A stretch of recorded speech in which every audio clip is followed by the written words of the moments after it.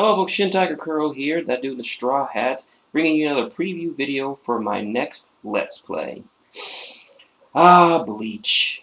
What can you say about Bleach? You either love it or you hate it. And I'm not talking about the cleaning solution. No, I am talking about the manga and the subsequent anime based off the manga. Bleach was created by the mangaka Tite Kubo in early 2004. It has since gone on to become one of the seminal works of our generation. It became part of manga's big three, along with Naruto and One Piece, as one of the three most successful and popular manga of this generation.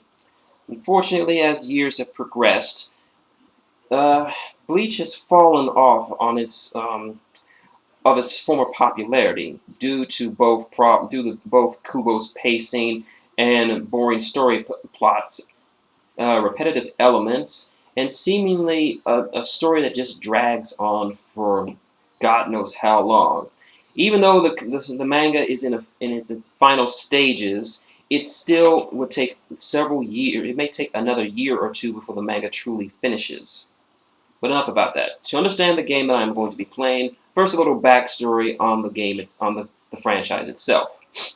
Bleach stars Ichigo Kurosaki, 15-year-old high school student from the town of Karakura.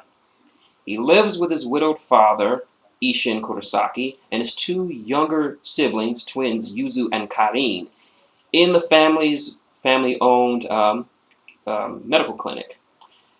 Aside from his perma-scowl, strawberry blonde hair, and imposing physique, Ichigo has another unique thing about him. He can see the spirits of the dearly departed. He can, and as well as communicate with them. One night, a mysterious short girl in black enters his room. This is the other protagonist of our story, Rukia Kuchiki. Rukia is a Shinigami, or Soul Reaper, for those of the American dub audience. She is a guardian spirit who protects good souls of the dearly departed humans, called pluses, from sinister souls bent on devouring them, called hollows. After protecting and saving a soul, they must perform a console, or soul burial, and sending them to the Bleach equivalent of heaven, the Soul Society, to live out their afterlife. After explaining this to Ichigo, when she was surprised that not only could he see her, but physically touch her, his family is attacked by a massive hollow. Rukia fights it, but is severely injured in the battle. As a desperate measure, she transfers parts of her Soul Reaper powers to Ichigo in order to protect herself and his family. Unbelievably so, Ichigo nearly absorbs all of her powers, and he becomes a substitute Soul Reaper. Not a true Soul Reaper, but a substitute in every name fashionable. The beginning arcs of the manga typically involve Rukia teaching Ichigo the finer points of being a Soul Reaper.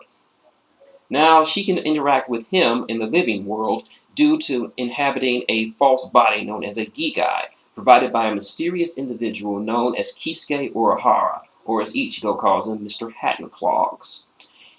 Ichigo adapts well to his abilities and job as a substitute Soul Reaper.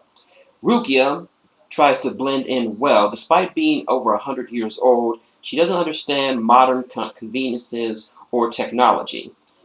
In fact, the most common trope about this is that she can't even open a box of juice, which she considers great. She goes to school with Ichigo to keep an eye on him, as well as living in his house secretly in his closet. Get your minds out of the gutter. It's not like that. Eventually, Rukia deems it be too dangerous for her to stick around with Ichigo and decides to leave, only to be hunted down by two members of the Soul Society's military. Renji Abarai, her oldest friend since she was a child, and Renji's captain, Byakuya Kuchiki, Rukia's adopted older brother. They prescribe to take Rukia back for punishment, since it is illegal for a Soul Reaper to transfer their powers to a human. Ichigo tries to fight them, but Byakuya is far, far too powerful and nearly kills him.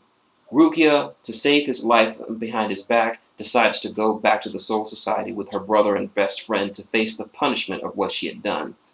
Determined, Ichigo is taken under the wing by the mysterious Kisuke Urahara to not only regain his powers as a Soul Reaper, but also master them so that he can go to the Soul Society and save Rukia from being executed.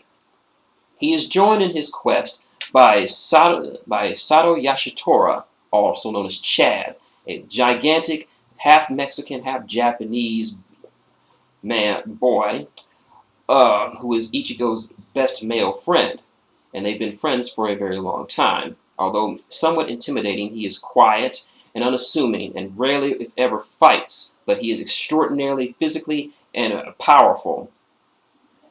Also helping them is Orihime Inoue, a beautiful but kind of ditzy young girl who has a not-so-subtle crush on Ichigo and is willing to do anything to help him. Together with a few other allies, they ventured into the Soul Society, battle their way past the 13 Court Guard Squads, or the Goten 13, to rescue Rukia.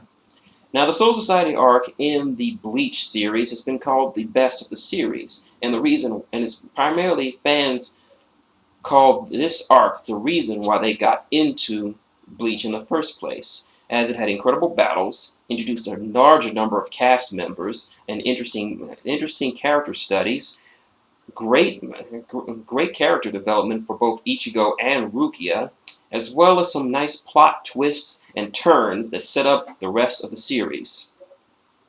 Now, I could go on and on about what happens in the series, but I'm talking about the game. Like any other popular anime/manga, games were, of course, made for it. And the game I will be playing next will be Bleach, Blade of Fate. Alright, Bleach, Blade of Fate is a 2D fighting game for the Nintendo's DS system. It was created by Treasure Company, which is a long-standing company, a Japanese game developer founded by former employees of Konami on, I believe, well, here it is, June 19th, 1992.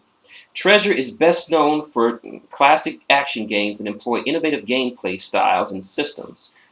Amongst their greater successes are Sin and Punishment, Dynamite Headdy, Alien Soldier, Guardian Heroes, Radiant Silvergun, Bangai O, Ikaruga, and probably its most famous and popular release, Gunstar Heroes. Bleach, Blade of Fate would be the first was the first handheld game created for the Nintendo DS that carried the name of Bleach. Now, the story and the characters all involve. The story itself revolves around the entirety of the Soul Society arc, where Ichigo and his friends go in to rescue Rukia. I won't spoil nothing for those who haven't read it. Needless to say, in the main story mode, you take control of Ichigo as you battle through several opponents on your way to make it to the end game where you rescue Rukia. As a 2D fighter, it's pretty solid. And this is speaking from someone who has a lot of fighting game experience. I'm not like DSP, and I'm not going to say I'm a former champion. I just have some experience playing fighting games. Bleach, Blade of Fate, uses, of course, the D-pad or joystick, depending on how you're playing it, with a standard 4-button layout, for light, medium, and heavy attacks, and a last button used for flash steps, which is sort of a teleportation move. The gameplay, you can input like all other good fighting games of its type, you can input certain commands to perform special attacks. Added to this system is a unique card system, which allows you to use certain cards in the middle of the battle via the touchscreen on the bottom screen. These cards can do everything to enhance your character by boosting their mobility, strength, spiritual pressure, agility, or anything else, while also restricting your opponent by restricting their movement, making them so they can't jump, taking away their spiritual powers, etc., etc. Also added to the bottom screen is a special input screen that makes it easy to perform special moves and super attacks. Now, you can perform these manually, but in case you're not, if your finger's not adept at doing so, these special moves can be done with a tap of a button, including the supers. One tap is all it takes to do it. While it makes the game a little bit more easier, it kind of hinders you if you're playing with the D-pad. So it depends on whether or not how well you play the game. There are a total of, I believe, I'm trying to count here. Okay. All right. Let's see, got 1, 2, 3, 4, 5, 6, 7, 8, 9, 10, 11, 12, 13, 14, 15, 16, 17, 18, 19, 20, 21, 22, 23, 24, 25 playable characters. And there are at least 23 episodes. There are 23 episodes that you can play through to unlock the game. There are several options to play with story mode, arcade mode, versus mode, training mode, time attack, survival, challenge, deck construction, and Urahara shop where you can buy special cards, bonus graphics, and music. The reception for Blade of Fate was overall positive, with Nintendo Power's own George S. giving it an 8.5 out of 10. He comments that Blade of Fate will appeal to any fan of well-executed fighting games. However, the game has been criticized for certain unbalanced mechanics, such as card pickups and auto block, which gives players unfair advantages over others. Regardless of this small hiccup, this game was also awarded Best Fighting Game of 2007 by IGN. So, yeah, needless to say, this game was pretty awesome. A sequel was made. I'm trying to see. There was a sequel made. I'm trying to find the name. Yes, Bleach Dark Souls. And it was the second of the 3 Bleach games to be released for the DS. The third game, Flamebringer, was not made by Treasure and is not a fighting game, but it's more like a real-time strategy game on the same vein as Cross Epoch or Fire Emblem. Either way. So, yeah, that's the game I shall be playing next. So, next time, I'll be presenting you with part 1 of my Bleach Blade of Fates Let's Play. So if you have any questions or comments, leave them below. I'll get back to you. If you like this video, link, comment, subscribe below. If you want to support the channel, just click on an advertisement or two. It literally takes a second out of your day. Or if you want to donate directly, the tip jar is at the top. So drop $1 in the bucket, I can get a taco with it. So, until next time, this has been shintigercurl, that dude in the straw hat, saying good night, and we're coming for you, Rukia.